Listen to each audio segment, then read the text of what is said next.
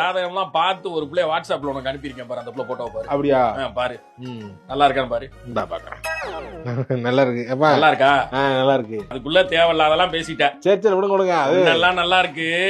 ஆனா பொண்ணுக்கு மூல நட்சத்திரமா, பொண்ணை நீ கல்யாணம் பண்ணினா நான் செத்துருவேன்ட்டாங்க. அதனால அந்த பொண்ணு வேணாம். எதுக்கு அப்புறம் போட்டோ காமிச்சீங்க? இல்ல என்ன ஜாதகம் பாத்தீங்க? சொல்லணும்ல, மூல நட்சத்திரம் ஏன் காமிக்கிறா?